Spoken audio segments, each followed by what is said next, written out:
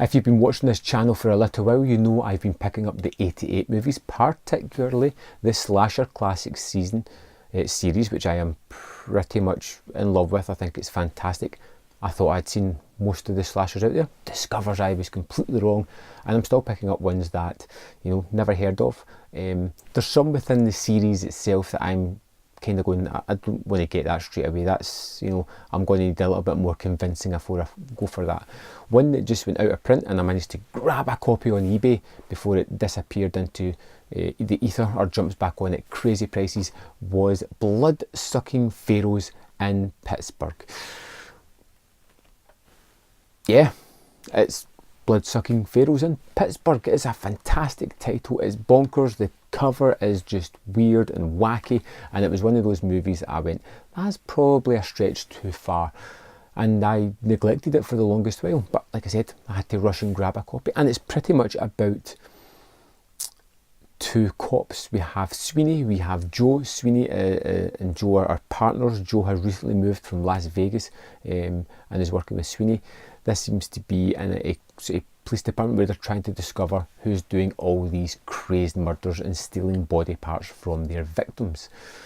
Later on in the movie, we get Dee Dee, who is Joe's old partner from Las Vegas' daughter, who comes to help them out with this case because she sees some similarities between this and the Las Vegas crimes, and of course is looking for her missing father. And we have a killer on the rampage, taking out as many people in a bloody and crazy fashion as he possibly can. This is very much a horror comedy, as in it has laugh out loud moments and it has moments of ridiculous horror.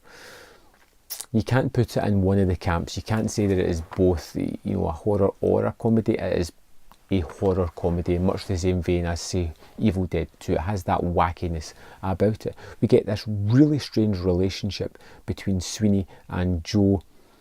For the longest while I thought he was calling him Sweetie, which added all kinds of weird connotations to the movie. And this was an absolute delight of a movie, a real surprise. Tom Savini did the special effects, so those are terrific whenever they appear on screen. We have a story that isn't as crazy as I first thought. It is about a serial killer, not actually about vampires, which I somehow got in my head, Egyptian vampires, which is not really to do with that. But this movie sort of revels in the comedy aspects as well. There is little Egypt in this movie, much like sort of Chinatown and other movies where they go there and it's all just Egypt-centric. It is based on somebody who is stealing the body parts to create a ritual for everlasting life. Kind of thing you've seen done before. But there is the kill scenes that are truly fantastic. There is a few memorable ones here, and they are all bloody, gory, and downright just so much fun to revel in. But it was surprisingly the comedy that I found rather engaging as well.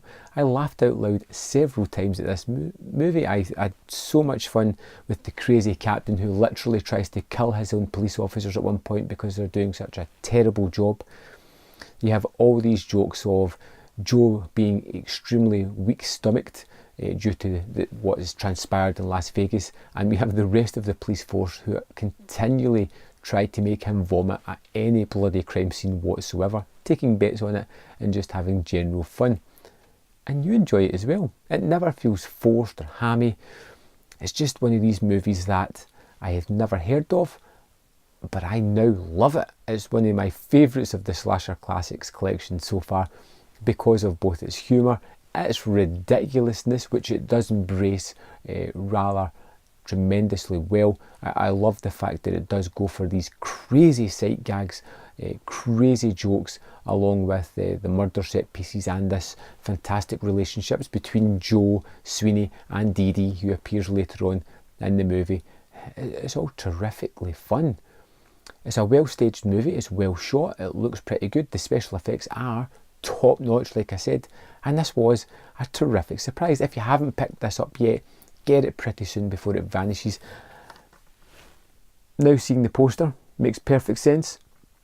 Now seeing the movie, it's one of my favourites of the Slasher Classics collection, and yes, I now get to have a movie review on my channel for a movie called Blood Sucking Pharaohs in Pittsburgh. which is just brilliant. If you've seen this movie, which I hope you have, I'd like to have a little dialogue, a little conversation with somebody in the comment box below about your thoughts on the movie, what you liked, didn't like about it, whatever. And I will see you next time on Man vs. Film.